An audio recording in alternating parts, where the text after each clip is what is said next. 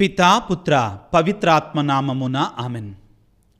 క్రీస్తునాథుని యందు మిక్కిలి ప్రియ సహోదరి సహోదరులారా, కథోలిక క్రైస్తవులు మరియమాతని పూజిస్తారా?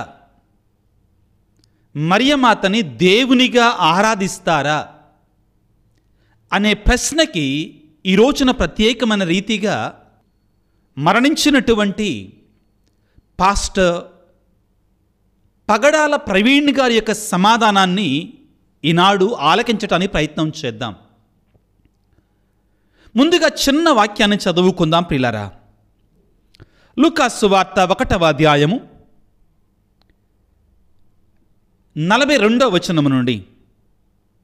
పిమ్మట ఎలిజబెత్తమ్మ ఎలుగెత్తి ఇట్లనెను, స్త్రీలందరిలో నీవు ఆశీర్వదించబడిన దానవు, నీ గర్భఫలము ఆశీర్వదించబడెను.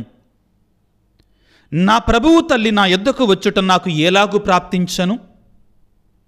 నీ వందన వచనంలో నా చెవిని సోకగానే నా గర్భమందలి శిశువు ఆనందముచ్చే గంతులు వేసెను. ప్రభువు పలికిన వాక్కులు నెరవేరునని విశ్వసించిన నీవు ఎంత ధన్యురాలవు అని పలికెను. ప్రభునందు మిక్కిలి ప్రియ సహోదరి సహోదరులారా, కథోలిక విశ్వాసం, కథోలిక క్రైస్తవుల యొక్క నమ్మకం ఏమిటి అంటే, త్రియేక దేవుడు మాత్రమే ఆరాధనకి పూజకి అర్హుడు. మన ఆరాధనలు పూజలు అనేటువంటివి ఆ త్రియేక దేవునికి, పితా పుత్ర పవిత్రాత్మకు మాత్రమే చెల్లుతాయి. మరియ తల్లికి మనం ఇచ్చేటువంటిది గౌరవం. కారణం, ఆ మరియమాత దేవునికి జన్మనిచ్చింది. ఆ దేవునికి జన్మనివ్వటానికి ఎన్నుకొనబడినటువంటి తల్లి కాబట్టి మరియమాతని దేవుని తల్లిగా మనం గౌరవిస్తాం. ఈ విషయాన్ని పరమపదించినటువంటి పాస్టర్ పగడాల ప్రవీణ్ గారు చాలా స్పష్టముగా వివరించారు. ఆయన ఒక రోజున బహిరంగ సభలో ప్రజలు అడిగేట ప్రశ్నలకి సమాధానాన్ని చెబుతుండగా వాళ్ళలో నుంచి ఒకళ్ళు అన్నారు, మీరు మరియతలను పూజిస్తారు కదా, మరియతలని ఆరాధిస్తారు కదా, మరియతలని దేవునిలాగా చూస్తారు కదా అన్నదానికి పాస్టర్ పగడాల ప్రవీణ్ గారు ఒక సమాధానం ఇచ్చారు. దాన్ని ఆలకించడానికి ప్రయత్నం చేద్దాం ప్రియులారా. ఇప్పుడు ఒకసారి మరియను దేవుడు అని అనరు, మరియను దేవుని తల్లి అని అంటారు. అంటే చాలా స్పష్టంగా ప్రియులారా పాస్టర్ ప్రవీణ్ పగడాల గారు, రోమన్ కథోలికులు మరియని దేవుడు అనరు.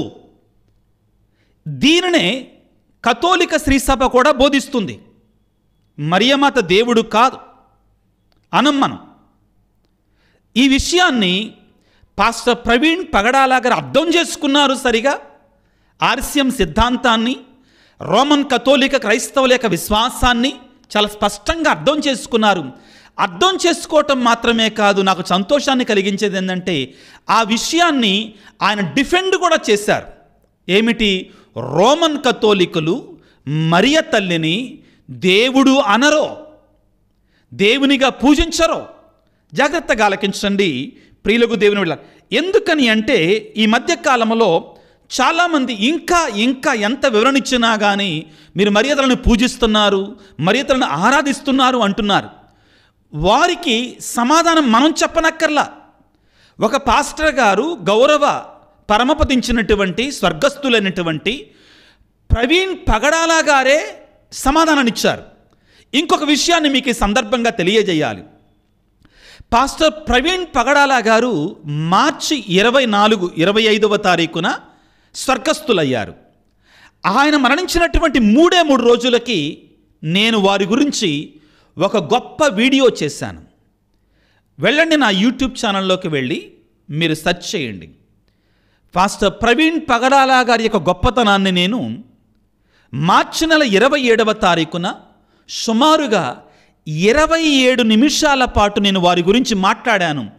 మాట్లాడటమే కాదు, ఒక స్టేట్మెంట్ కూడా చేశాను.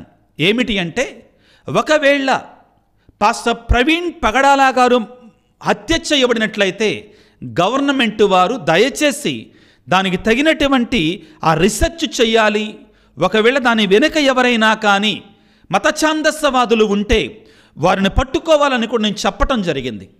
అంతటితోటి ఆగలేదు ప్రియులారా. టీసీబీసీ అంటే తెలుగు రాష్ట్రాలలో అంటే తెలంగాణ, ఆంధ్రాలో ఉన్నటువంటి బిషప్ల యొక్క సమాఖ్య సెక్రటరీ ఫాదర్ గారైనటువంటి అలెక్స్ ఫాదర్ గారు, అదేవిధంగా ఇతర ఫాదర్లకు కూడా వారి యొక్క భౌతిక కాయానికి నివాళులు అర్పించారు. ఇది అందరికీ తెలిసిన విషయం.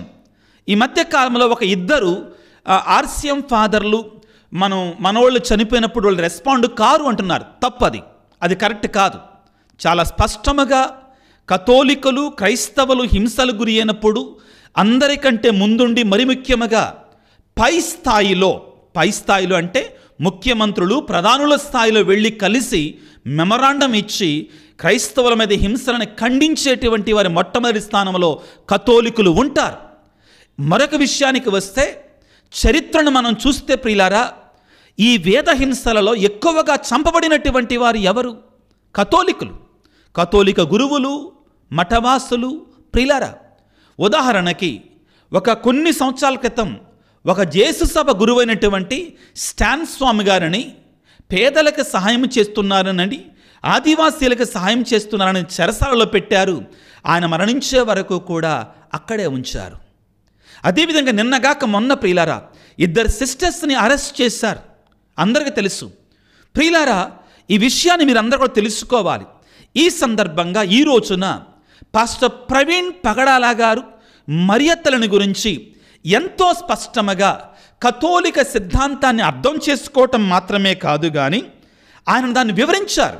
ఎవరో ప్రశ్న అడిగినప్పుడు మరి కథోలికులు కానీ మీరు కానీ మరియత్తలను ఆరాధిస్తారుగా, దేవునిగా ఆరాధిస్తారు కంటే ఆరాధించం మేము, కథోలికులు ఆరాధించరు ఎట్టి పరిస్థితుల్లో కూడా అని ఆయన చాలా వివరంగా బోధించారు. కథోలిక విశ్వాసాన్ని ఆయన నోటి నుండి ఆయన మనకు బోధిస్తున్నారు. కాబట్టి ఈ విషయాన్ని మీరందరూ కూడా మరొకసారి వినవలసిందిగా మనవి చేస్తున్నాను. మరియను దేవుడు అని అనరు, మరియను దేవుని తల్లి అని అంటారు. అంటే దేవుణ్ణి ఆమె గర్భములో మోసి కనింది కాబట్టి దేవునికి మనకు మధ్యవర్తిగా ఆమె ఉండొచ్చు అన్నటువంటి క్యాటకిజం వాళ్ళు రాసుకున్నారు. అంతేకాని ఆమెను దేవుడు అని వాళ్ళు అనరు. అంటే మరియ సృష్టికర్త అని రోమన్ క్యాథలిక్స్ అనరు. రోమన్ క్యాథలిక్లు మరియను దేవుడు అని అనరు, మరియను దేవుని తల్లి అని అంటారు. అంటే దేవుణ్ణి ఆమె గర్భములో మోసి కనింది కాబట్టి దేవునికి మనకు మధ్యవర్తిగా ఆమె ఉండొచ్చు అన్నటువంటి క్యాటకిజం వాళ్ళు రాసుకున్నారు. అంతేకాని ఆమెను దేవుడు అని వాళ్ళు అనరు. అంటే మరియ సృష్టికర్త అని రోమన్ క్యాథలిక్స్ అనరు. ప్రియులకు దేవుని బిడ్డలారా, ఇంతకంటే స్పష్టంగా ఇంకెవరు వివరిస్తారు? పాస్టర్ ప్రవీణ్ పగడాల గారు మరణించినటువంటి వారు రోమన్ క్యాథలిక్కులు మరియను దేవుడు అనరు, దేవునిలాగా పూజించరు, ఆరాధించరు. మరియ దేవుని కుమారునికి జన్మనిచ్చింది కాబట్టి దేవుని తల్లిగా ఆమెని గౌరవిస్తారు. ఇంతకు మించి వివరంగా ఇంకెవరు చెప్తారు? ఇంతగా చెప్పినా కానీ ఇంకా కొందరు మీరు మరియతలను పూజిస్తున్నారు, మరియతలని ఆరాధిస్తున్నారు అంటే ఇంకా ఎవరు కూడా ఏమి చేయలేరండి. ఎందుకని మరియతలని దేవుని తల్లి అని అంటామంటే దానికి బైబిల్ ఆధారం, బలమైన ఆధారం ఉంది. కాబట్టి ఈరోజు మనం చదువుకున్నట్టు వాక్యములో లూకాసు వార్త 1వ అధ్యాయములో ఎలిజబెత్ అమ్మ స్వయముగా బాప్తిస్మ యోహాను గారికి జన్మనిచ్చినటువంటి తల్లి అయినటువంటి ఎలిజబెత్ అమ్మ, పరిశుద్ధ ఎలిజబెత్ అమ్మ దేవుని యొక్క వాక్యముగా పలికిన మాట ఏమిటి అంటే, పిమ్మట ఎలిజబెత్ అమ్మ ఎలుగెత్తి ఇట్లనెను. లూకాసు వార్త 1వ అధ్యాయం 42వ వచనము, స్త్రీలందరిలో నీవు ఆశీర్వదించబడిన దానవు, నీ గర్భఫలము ఆశీర్వదించబడెను. నా ప్రభువు తల్లి నా యొద్దకు వచ్చుట నాకు ఎలాగు ప్రాప్తించను. ప్రియులారా, ఈ వాక్యాన్ని మనం కింగ్ జేమ్స్ వర్షన్లో మనం చదివితే అక్కడ నా ప్రభువు తల్లి అన్నప్పుడు the mother of my lord అనేటి క్యాపిటల్ లెటర్స్లో రాస్తారండి అక్కడ. అంటే ఆ క్యాపిటల్ లెటర్స్లో రాయడాన్ని దేవునికి మాత్రమే వర్తింపచేస్తాం. ఇక్కడ మనం చూడాల్సింది ఏమిటి అంటే, కథోలిక శ్రీ సభ ఏం బోధిస్తుంది, కథోలిక శ్రీసభ యొక్క సిద్ధాంతం, what is the dogma of the church? శ్రీసభ యొక్క డాగ్మా ఏంటి, సిద్ధాంతం ఏమిటి? మరియ తల్లి గురించి, మరియమాత దేవుని తల్లి, మరియమాత మహాపరిశుద్ధురాలు, మరియమాత కన్యకల యొక్క కన్యక, మా కొరకు ప్రార్థించండి. ఇవన్నిటినీ కూడా మనం చెప్పటం తప్పులేదు, మన కొరకే ప్రార్థించమని అడుగుతున్నాం.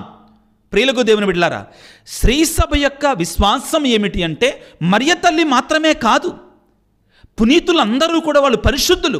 పేతురు గారు, పౌలు గారు, వీళ్ళందరూ కూడా మహాపరిశుద్ధులు. కాబట్టి వాళ్ళందరినీ గౌరవిస్తాం. అదేవిధంగా వారి యొక్క మధ్యస్థ ప్రార్థనను క్రీస్తు చెంత వేడుకోమని అడుగుతాం. పిల్లరా, శ్రీసభ యొక్క విశ్వాసములో, ఈ యొక్క గౌరవములో 3 స్థాయిలు ఉంటాయి. పిల్లరా, కొంచెం ఇవి లతీను గ్రీకు పదాలు వినడానికి ప్రయత్నం చేయండి.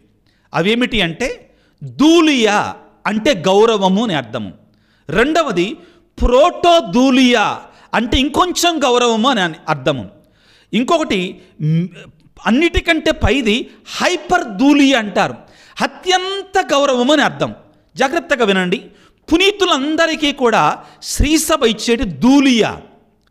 జోజప్ప గారికి మాత్రం శ్రీసభ ఇచ్చేటువంటిది ప్రోటోదూలియా, గొప్ప గౌరవం.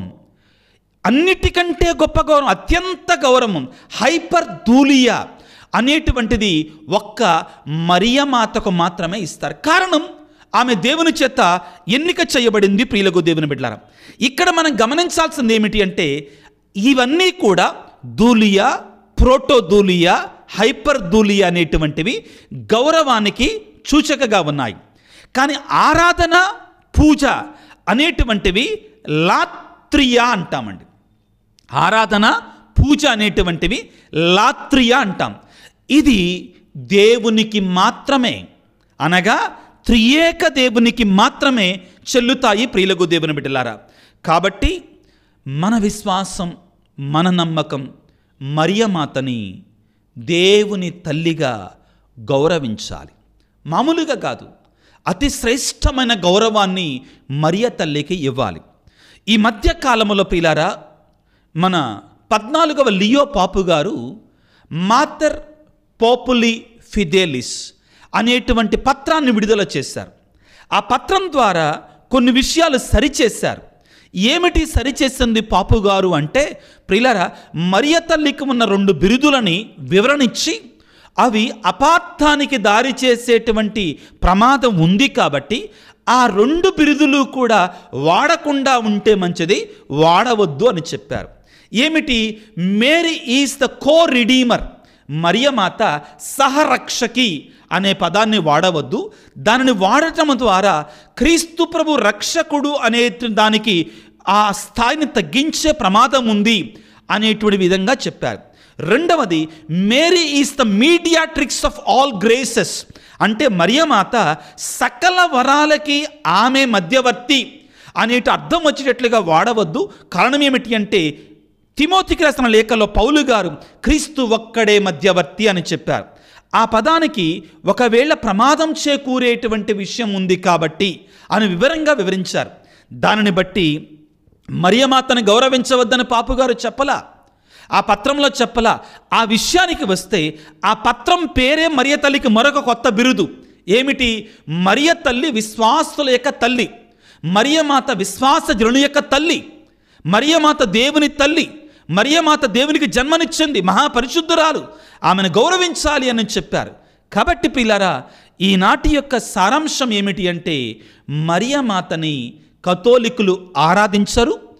మరియమాతని కథోలికులు ఏ రీతిగా దేవుడు గౌరవించుకున్నాడో, దేవదూత గౌరవించుకుందో, దేవుని యొక్క వాక్యము గౌరవించిందో, దేవుని యొక్క పరిశుద్ధులైనటువంటి ఎలిజబెత్తమ్మ గౌరవించిందో, అదే విధముగా మనందరము కూడా గౌరవిస్తాం పిల్లరా.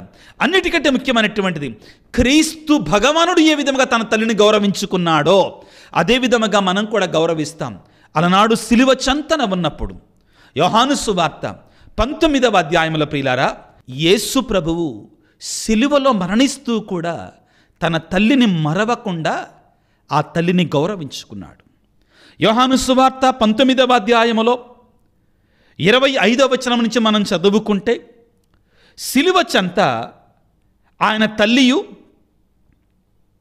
ఆమె సోదరియు క్లోపా భార్యకు మరియమ్మయు మగ్దలా మరియు నిలబడి ఉండిరి.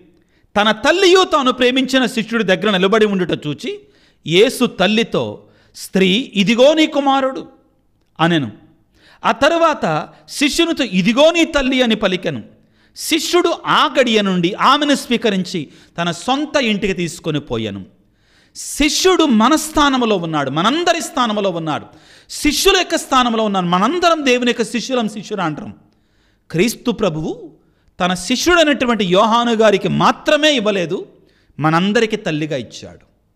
కాబట్టి బిడ్డలారా, మనందరము కూడా ఆ మరియమాతని గౌరవించుకోవాలి. ప్రభునందు ప్రియులకు దేవుని బిడ్డలారా, ముగింపుగా మరియమాతని సముచితమైన స్థానముతో గౌరవించటానికి ప్రయత్నం చేద్దాం. ఆ మరియమాత యొక్క మధ్యస్థ ప్రార్థన ద్వారా ఆ క్రీస్తునాథుని నుండి ఆ దేవదేవుని యొక్క దీవెనలు పొందుకోవడానికి ప్రయత్నం చేద్దాం. తలలు వంచి ప్రార్థన చేసుకుందాం. సర్వశక్తిమంతుడా, సర్వోన్నతుడా, ప్రేమమయుడా, నీ తల్లి అయిన మరియను మాకందరికీ తల్లిగా ప్రసాదించినందుకు గాను మీకు స్తోత్రాలు, వందనాలు. ఆ తల్లి మధ్యస్థ ప్రార్థన ద్వారా మేమందరము కూడా నీ అడుగుజాడలను నడవాలని నీ కోరిక, నీ తలంపు. అమ్మా తల్లి మరియమాత, సకల మానవాళి కొరకై నీ మధ్యస్థ ప్రార్థన ద్వారా నీ కుమారుని సన్నిధిలో ప్రార్థించండి. ముఖ్యముగా అనారోగ్యంతో బాధపడుతున్నటువంటి వారికి ఆరోగ్యమాతగా మంచి ఆరోగ్యాన్ని దయచేయండి. కుటుంబాలలో శాంతి సమాధానమైనటువంటి వారికి నీ నిజమైన శాంతిని, సమాధానాన్ని నీ కుమారుని నుండి ప్రసాదించండి. ప్రత్యేకమైన రీతిలో వివిధ రకాలైనటువంటి అవసరతలతో, కష్టాలతో, బాధలతో ఉన్నటువంటి వారికి నిత్య సహాయమాతగా నీ మధ్యస్థ ప్రార్థన ద్వారా సహాయము చేయమని, ఈనాడు ఈ వాక్య పరిచయలో పాల్గొన్నటువంటి నీ బిడ్డలందరినీ దీవించమని మా నాథుడైన క్రీస్తు ద్వారా వేడుకొనుచున్నాము తండ్రి, ఆమెన్. ప్రభువు మీతో ఉందురుగాక, మీ ఆత్మతో ఉందురుగాక. సర్వశక్తి గల సర్వేశ్వరుడు పిత, పుత్ర, పవిత్రాత్మ మిమ్ము మీ కుటుంబాలను చల్లగా దీవించి ఆశీర్వదించి కాపాడుదురుగాక. God bless you. దేవుడు మిమ్ము దీవించుగాక. ఆమెన్.